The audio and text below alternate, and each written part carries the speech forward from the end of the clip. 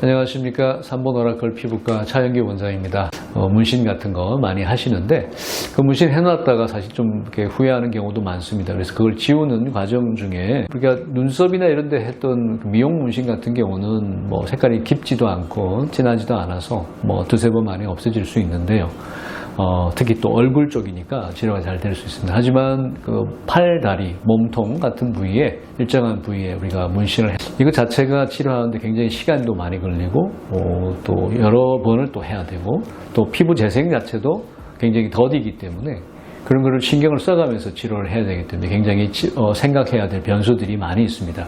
한국에서 지금 가장 많이 알려져 있는 문신 레이저 대표적인 것으로 ND 야그 레이저나 알렉산드라이트 레이저나 아니면 루비 레이저 같은 것들이 있는데요. 각각의 이제 특징들도 좀 있고 하지만 제일 우리가 많이 쓰는 것들이 이제 ND 야그 레이저입니다. 이 ND 야그 레이저를 이용해서 기본적으로 하는 Q 스위치 레이저부터 최근에는 이제 조금 더 깊이, 얇게, 약하게 하지만 조금 더 섬세하게 치료할 수 있는 피코 레이저도 있고요. 그래서 팔다리에 문신이 있는 경우에 대개 글자처럼 아니면 선으로 이렇게 되어 있는 레터링 문신들이 있습니다.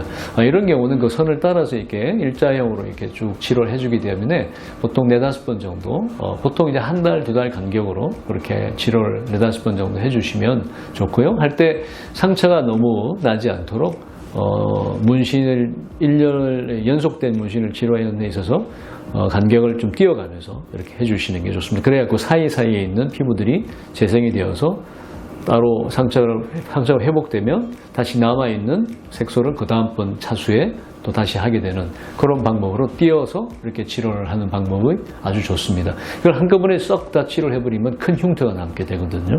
그래서 그렇게 치료를 하시고 치료하고 난 다음에도 굉장히 조심스럽게 진물이 잘 빠질 수 있는 그런 진물을 빼줄 수 있는 거저 드레싱을 좀 해주다가 그 다음에 이제 재생 밴드 같은 걸로 바꿔주시는 게 좋습니다. 다음에 이 칼라가 채색되어 있는 그러니까 면적이 좀 있으면서 글자와 함께 칼라가 채색되어 있는 이런 문신은 사실 면적에 대해서 색깔이 전체적으로 채색이 되어 있기 때문에 그 문신을 다 뽑아내는 데 시간이 굉장히 많이 걸리고 이것도 굉장히 조심스럽게 치료를 해야 되고 해서 기본적으로 그런 칼라링 문신들은 뭐 10회 이상을 해야 되고요. 만약에 거기에 이 칼라가 붉은색이 들어있다거나 아니면 노란색이 들어있다거나 뭐 녹색 같은 그런 게 들어있을 때는 피코 레이저 같은 조금 더 섬세하면서도 깊게 들어갈 수 있는 레이저를 이용하셔야 되기 때문에 그런 경우는 좀 더 횟수가 들어갑니다. 그래서 10회 하셔야 될 거 아니에요. 20회를 해야 될 수도 있고 그렇게 됩니다. 해서 반드시 치료할 때는 정상적인 피부를 남겨주면서 사이사이에 조금씩 인터벌을 두고 간격을 두고 치료를 해주고 피부 재생을 도와줄 수 있는 거즈 드레싱과 방수 기능이 있는